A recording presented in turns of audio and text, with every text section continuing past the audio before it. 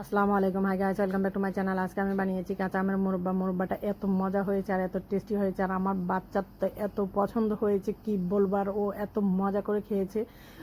এই মুরব্বাটা বানানো কিন্তু খুবই কঠিন না, খুবই সোজা, খুবই সুন্দরভাবে মুরব্বাটা বানানো যায়। বাচ্চারা যখন একটা জিনিস খেতে পছন্দ করে তখন ওই জিনিসটা আপনি বাসায় বানিয়ে দিতে পারেন। বাজার থেকে কিনে আনা জিনিসে কিন্তু অনেক সময় অনেক কেমিক্যাল থাকে, যা খেলে বাচ্চাদের অনেক সমস্যা হয়। দেখুন আমার বাচ্চাটা কত মজা করে খাচ্ছে। সবার বাচ্চারই হয়তো এরকম মুরব্বা খেতে ভালো লাগে, তাই ওইসব আপুরা বাসায় খুব সহজে বানিয়ে ফেলতে পারেন। দেখুন আমার এই আমগুলো আমি গ্রামের বাড়ি থেকে নিয়ে আসছি। আনার পরে আমগুলোর খোসাটা ছাড়িয়ে, যেহেতু আমটার আঁটিটা খুবই শক্ত, তাই আমি বটি দিয়ে আমগুলোকে কাটছি। আর মুরব্বা বানানোর জন্য আটি শক্তওয়ালা আম দিয়েই মুরব্বাটা বানালে হয় কি অনেক সুন্দর হয়, ভাঙে না, খুব ভালো থাকে। নাড়াচাড়া করলেও এগুলো কিন্তু খুব সহজে ভাঙে না। দেখছেন আটিটা অনেক শক্ত। এবার আমি মাঝখানের বীজটা ফেলে দিচ্ছি, ফেলে দিয়ে এগুলো পরিষ্কার করে নিচ্ছি। এইভাবে আমি সবগুলো আমগুলোকে কেটে এরকম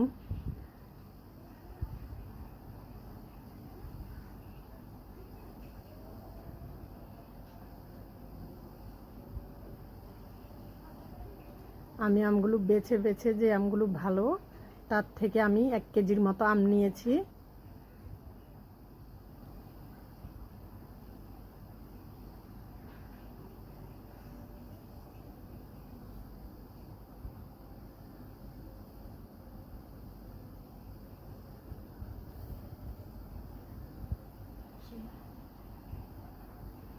হয়ে গেছে আমার আমগুলো কাটা। এখানে আমি 1 কেজির মতো আমগুলো নিয়েছি। এবার একটা নিয়েছি কাঁটা চামচ। কাঁটা চামচটা নিয়ে দেখুন আমগুলোকে একেবারে ভালো করে কেজে নিচ্ছি, যেন কোনো জায়গা খালি না থাকে, পুরো জায়গাটা যেন ছিদ্র হয়ে যায়। যত বেশি ছিদ্র হবে আমের মুরব্বাটি তত বেশি খেতে টেস্ট হবে।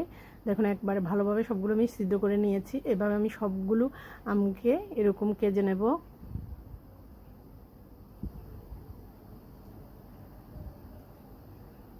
আমটাকে আপনার যত বেশি কেজে নেবেন তত বেশি মিষ্টি ঢুকবে, খেতেও কিন্তু তত মজা লাগবে। সবগুলো কেজা শেষ।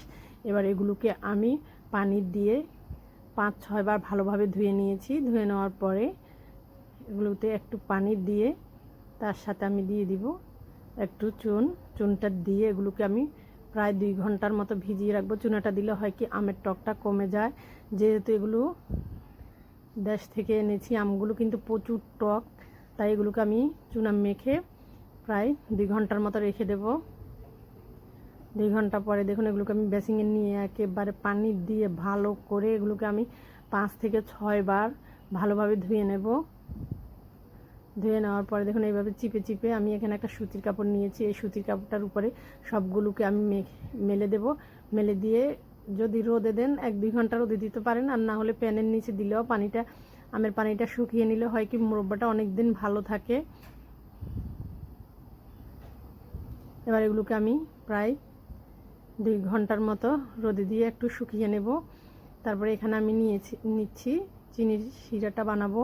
এখানে আমি প্রায় 700 গ্রামের মতো চিনি দিয়ে দিয়েছি। তার সাথে দিয়ে দিয়েছি 1 কাপের মতো পানি, দিয়ে দিয়েছি এলাচ, দারচিনি আর তেজপাতা দিয়ে এগুলোকে ভালো করে 5 থেকে 6 মিনিট ফুটিয়ে নিয়েছি। নেওয়ার পরে দেখুন মুরব্বাগুলো দিয়ে দিচ্ছি। আমগুলো কিন্তু রোদে দেওয়ার পরে একেবারে ভালোভাবে পানিগুলো শুকানো হয়ে গেছে, একেবারে শুকিয়ে নিয়েছি। নেওয়ার পরে দেখুন এটা দিয়ে আমি কিন্তু একটু নাড়াচাড়া করে দিচ্ছি। আমগুলো তো যেহেতু আমি রোদে শুকিয়ে নিয়েছি, তাই যতই নাড়াচাড়া করি না কেন আমগুলো কিন্তু ভাঙছেও না, গলছেও না। একটু রোদে নিয়ে শুকিয়ে নেবেন, তাহলে দেখবেন মুরব্বা দেওয়ার সময় আপনি যতই নাড়াচাড়া করেন না কেন এগুলো কিন্তু ভাঙে না। প্রায় 10 মিনিটের মতো দেখুন এগুলোকে আমি ফুটিয়ে নিচ্ছি ভালোভাবে। আমি এগুলোকে কিন্তু কিছুক্ষণ পর পর নাড়াচাড়া করে দিচ্ছি। এক পাশে ভালোভাবে ফুটিয়ে আরেক পাশটা উল্টিয়ে দিয়েছি। দেখুন একেবারে যখন এরকম ভুতভুতে ফেনা উঠছে, এবার আমি চুলার জালটা বন্ধ করে দেব। দিয়ে আমের মুরব্বার টেস্টটা আর একটু বাড়ানোর জন্য তার উপর দিয়ে আমি একটু লবণ ছিটিয়ে দিয়েছি। মিষ্টির সাথে একটু লবণ দিলে খেতে কিন্তু ভালোই লাগে, মিষ্টির টেস্টটা আরও বেড়ে যায়। এবার আমি চুলার জালটা বন্ধ করে দেব।